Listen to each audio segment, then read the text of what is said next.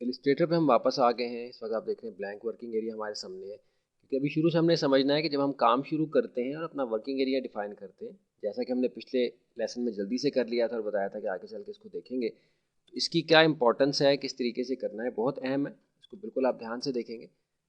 Help के drop down menu में गए, वेलकम स्क्रीन जो हमारे पास पहले आई थी वो हमने दोबारा से यहाँ अपीयर कर ली है। यहाँ आप देख रहे हैं कि हमने जिक्र किया था कि क्रिएट न्यू में आपके पास मुख्तलिफ प्रीसेट्स अवेलेबल हैं। किसी पे भी आप क्लिक करें, बिलफर्ज आप देखिए हम वेब डॉक्यूमेंट पे क्लिक करते हैं तो स्ट्रेट अवे विंडो हमारे सामने आता है वेब से रिलेटेड सेटिंग्स के साथ। आप देखें width 800 pixels by 600 pixels define हुई हुई है। आर्ट बोर्ड 1 है, टाइटल नहीं दिया हुआ। डॉक्यूमेंट प्रोफाइल में वेब सेलेक्ट हुआ हुआ है, जबकि वही सारे हमारे पास यहाँ भी अवेलेबल हैं।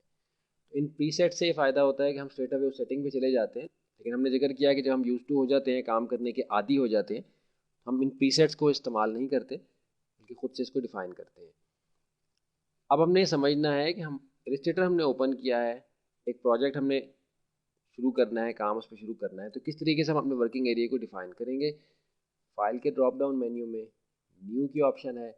शॉर्टकट याद रखेंगे कंट्रोल एन है, कीबोर्ड से कंट्रोल एन प्रेस करने से या फाइल के ड्रॉप डाउन मेन्यू में न्यू पे क्लिक करने से ये विंडो आपके सामने आता है। बहुत अहमियत का काम है, कोशिश करेंगे इसको सिंपल करके, आसान करके आपको समझाएं ताकि किसी किस्म का कन्फ्यूजन ना रह जाए। नेम आप देख रहे हैं अनटाइटल्ड वन, यानी नाम यहाँ जो लिखा हुआ है ये अनटाइटल्ड वन है, बाय डिफ़ॉल्ट है। एक और बनाएंगे तो अनटाइटल्ड टू आ जाएगा। ये वो फाइल का नाम होगा जो कि आप फाइल बना रहे हैं, उसका नाम अगर आप अभी रख लें तो ठीक है। अदरवाइज ये कि आप जब सेव के ऑप्शन में जाएंगे उस वक्त आपके पास फाइल का नाम रखने की ऑप्शन आती है, बिल्कुल ये वही नाम होगा जो कि आप यहाँ डिफाइन करेंगे। New document profile, drop down में गए, डिफरेंट प्रोफाइल्स हैं जैसा कि अभी हमने देखी, प्रिंट की है, वेब की है, मोबाइल डिवाइसेस की है। इस तरह डिफरेंट ऑप्शन हैं आपके पास। तो इसका ताल्लुक उस प्रोजेक्ट के साथ है जो कि आप करना चाहते हैं। बिलफर्ज आपका प्रोजेक्ट प्रिंट से मुतल्लिक है तो प्रिंट को आप सेलेक्ट करेंगे, वेब से मुतल्लिक है वेब से करेंगे। अदरवाइज ये कि आप खुद से भी डिफ़ाइन कर सकते हैं। हम यहाँ ड्रॉप डाउन में फ़र्ज़ करते हैं कि हम प्रिंट से मुतल्लिक एक डॉक्यूमेंट बना रहे हैं। दो ऑप्शंस आपने यहाँ समझी हैं, फ़ाइल का नाम रखना और न्यू डॉक्यूमेंट प्रोफाइल, इसकी प्रोफाइल चेंज करना, यानी जिस टाइप का आपने प्रोजेक्ट करना है उस टाइप से मुतल्लिक आप यहाँ ऑप्शन सेलेक्ट कर लेंगे। हमने यहाँ प्रिंट सेलेक्ट की है, यानी जो डॉक्यूमेंट हम बना रहे हैं उसका ताल्लुक प्रिंट मीडियम से है। नंबर ऑफ़ आर्ट बोर्ड्स, कितने आर्ट बोर्ड्स पे आप अपना प्रोजेक्ट करना चाहते हैं। बिलफर्ज हम सोचते हैं कि हमने एक छोटी सी बुक बनानी है, छोटी सी किताब बनानी है, और उसके हम फ़र्ज़ करते हैं कि हमने 25 पेजेस रखने हैं। तो आप देख रहे हैं जैसे ही मैंने यहाँ 25 टाइप किया है तो ये ऑप्शन आपके पास ओपन हो गई हैं। ये इनके ग्रिड के अपीयर होने की ऑप्शन है कि किस तरीके से अपेरेंटली आपको वो नज़र आएंगे। ज़्यादा तफसील में नहीं जा रहे, लेकिन आपको यहाँ डायग्राम से नज़र आ रहा है कि पेज आपके पास इस तरह से डिस्प्ले होंगे। पेज 1 2 3 4 इस तरह होंगे। इस सूरत में 1 2 3 4 होंगे। इस सूरत में आप देख रहे हैं कि राइट लेफ्ट है 1 2, और इस सूरत में बिल्कुल ऊपर से नीचे की जाने में। अगर हमने 25 पेजेस सेलेक्ट किए हैं और अरेंज बाय कॉलम सेलेक्ट किया है, नीचे के ऑप्शन अभी हम देखते हैं, लेकिन आप देखें कि हम ओके करने से हमारे पास क्या ऑप्शन आती है। एडोबी इलस्ट्रेटर की वार्निंग हमारे पास आ गई है, can not fit artboard in canvas size, please change the artboard size और the number of artboards and try again. तो ज़ाहिर है कि सारे आर्टबोर्ड्स हमारे इस एरिया में फिट नहीं हो सकते, इसलिए वो कह रहा है कि इसका टाइप चेंज करें। ओके किया तो इस सूरत में आप देख रहे हैं कि 25 एक साथ हमारे सामने अपीयर हो गए हैं। जिस भी पेज पे आप काम करना चाहें उसको हम आर्ट बोर्ड कहते हैं, उस पर आप जाके काम कर सकते हैं। इसको हमने क्लोज कर दिया। दोबारा से हम फाइल के ड्रॉप डाउन न्यू की ऑप्शन आप देख रहे हैं। अब बाय डिफ़ॉल्ट जो नेम हमारे पास आया है वो अनटाइटल्ड 2 का है, अपना मुतल्लिका नाम यहाँ रखेंगे। आर्ट बोर्ड हम यहाँ 1 ही सिलेक्ट करते हैं किसी किस्म का, ताकि कन्फ्यूजन ना हो। स्पेसिंग की और रोज़ की ऑप्शन आ रहे हैं कि अभी हम अवेल नहीं कर रहे क्योंकि हमारे पास आर्ट बोर्ड एक ही है। अगर एक से ज़्यादा आर्ट बोर्ड्स होते तो आप देख रहे हैं हमारे पास ऑप्शन आ गई कि आप आर्ट बोर्ड्स के बीच में कितना स्पेस रखना चाहते हैं, कितनी रोज़ रखना चाहते हैं। इस वक्त हम एक आर्ट बोर्ड पे ही काम कर रहे हैं। प्रीसेट साइज़ हमारे पास है, आप देख रहे हैं लेटर साइज़ है, A4 साइज़ है, A3 B5 वगैरह साइजेस हैं। खुद से साइज़ डिफ़ाइन करना चाहें खुद से कर सकते हैं। आप देख रहे हैं लेटर साइज़ जो हमारे पास डिफ़ाइन हुआ हुआ है उसकी विड्थ यानी चौड़ाई पॉइंट्स में 612 है, हाइट 792 है। पॉइंट्स में अगर हमें समझ नहीं आ रही तो हम यूनिट सेटअप चेंज कर देंगे। पॉइंट्स के बजाय हम इंचज़ में आ जाते हैं। 8.5 इंच बाय 11 इंच ये A4 साइज़ है। ज़ाहिर है कि हमें पता है कि A4 साइज़ है। ये ड्रॉप डाउन में जाएँ, A4 सेलेक्ट करें तो आप देख रहे हैं थोड़ा सा फ़र्क है, 8.27 बाय 11.69। A4 साइज़ हमने सेलेक्ट किया, विड्थ तो राइट हमारे पास आ गई। अगर अपनी मर्ज़ी की विड्थ तो राइट रखनी है तो आप देखिए हम यहाँ रख देते हैं 13/15। तो प्रीसेट साइज़ में कस्टम आ गया लिखा हुआ, क्योंकि प्रीसेट की लिस्ट में से कोई भी आपका साइज़ जो है मैच नहीं कर रहा, या आपकी मर्ज़ी का साइज़ है जो कि आप अपने वर्किंग एरिया का रखना चाहते हैं। बिलफर्ज हम एक बड़े साइज़ का पोस्टर बना रहे हैं, जो भी साइज़ हम रखना चाहेंगे साइज़ में आपको कस्टम लिखा हुआ नज़र आएगा। विड्थ और हाइट आप खुद से डिफाइन करेंगे। विड्थ और हाइट के यूनिट्स जो हमने रखने हैं पॉइंट्स में, पिक्सल्स में, इंचेस में, मिलीमीटर या सेंटीमीटर्स में, जो भी रिक्वायर्ड हो उसके मुताबिक हम सेलेक्ट कर सकते हैं।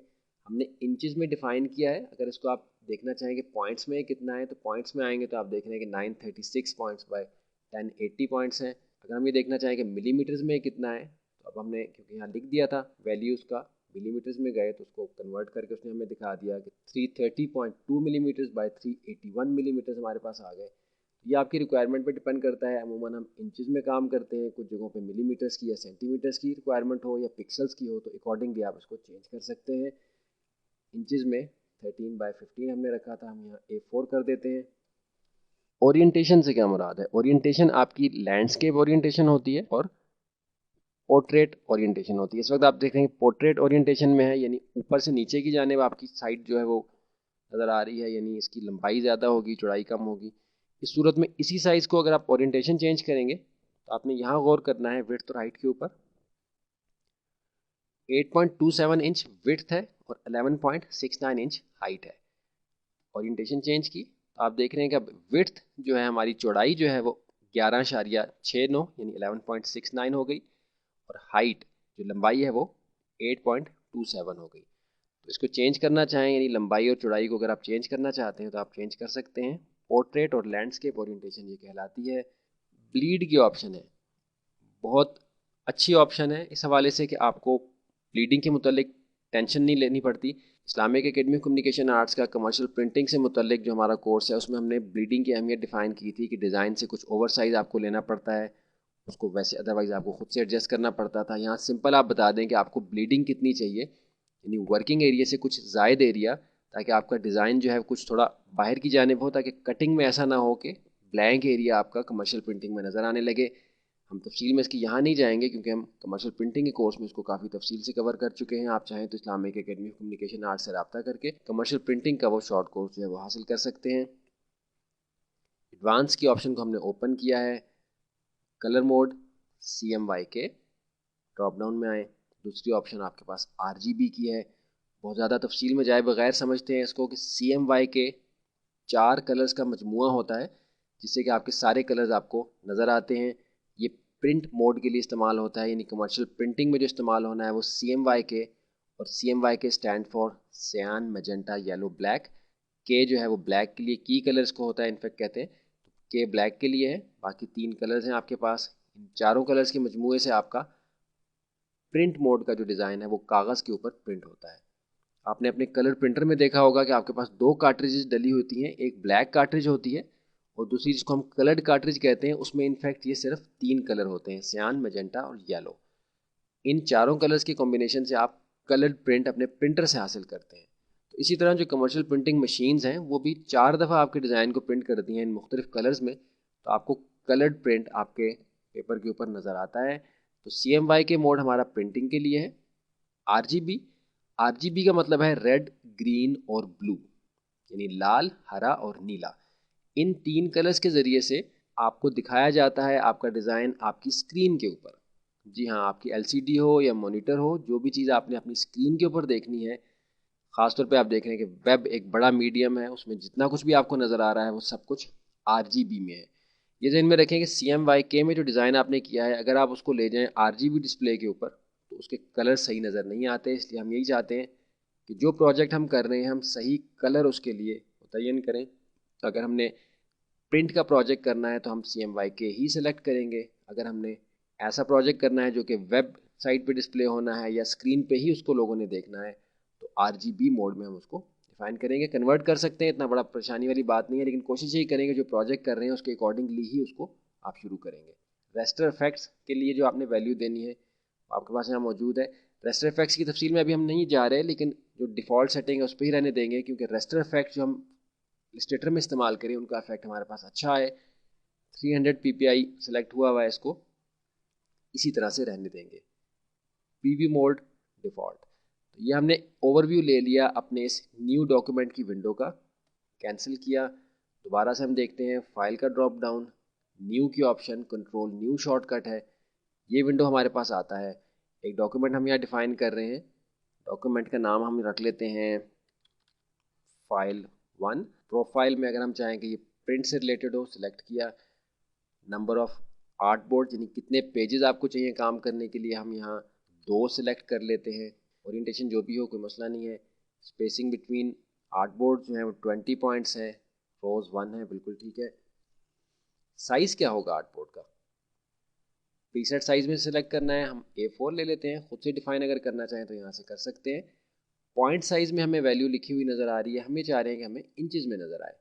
अब इंचज़ में नज़र आ रही है, किस तरह से चाहते हैं, पोर्ट्रेट यानी ऊपर से नीचे की जाने पेज के आपका हाइट विड्थ हो, या दाएं से बाएं की जाने, हम पोर्ट्रेट में रहने देते हैं। दूसरा आपके पास जो चौड़ाई में देखने का यानी विड्थ के एतबार से देखने का ऑप्शन है वो लैंडस्केप का है।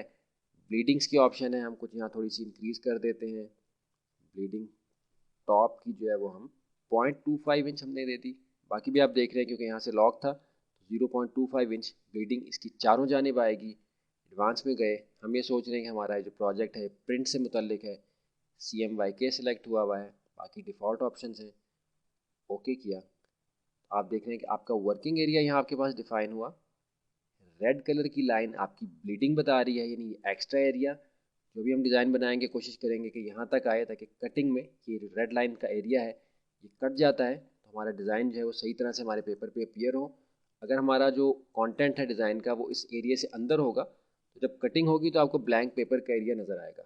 इसकी तफसील में हम नहीं जा रहे, आपको बताया कि Islamic academy of communication arts का कमर्शियल प्रिंटिंग का एक कोर्स आपको इस्लामिक एकेडमी से दस्तियाब है। तो यहाँ हमने देखा कि हमारे पास नया डॉक्यूमेंट क्रिएट करने के मुताबिक जो विंडो आता है इसको हमने किस तरीके से हैंडल करना है और अपना नया वर्किंग एरिया किस तरीके से हमें डिफ़ाइन करना है। यहाँ आप देख रहे हैं कि हमने 2 आर्ट बोर्ड्स के साथ वर्किंग एरिया डिफ़ाइन किया है। अगर हम यही एरिया एक आर्ट बोर्ड के साथ डिफ़ाइन करते इसी तरह की ब्लीडिंग्स के साथ, या बिल्कुल आप देखिए कि ब्लीडिंग की वैल्यू हम अगर 0 ही कर दें, ब्लीडिंग ख़त्म हो गई, ओके किया, तो स्टैंडर्ड वर्किंग एरिया आपके पास इस तरह का आएगा। ये वो एरिया है जिस पे आप काम करते हैं, आप प्रिंट आउट लेते हैं तो आपके प्रिंट में सिर्फ इस पेज के ऊपर जो चीज़ मौजूद होगी वो नज़र आएगी।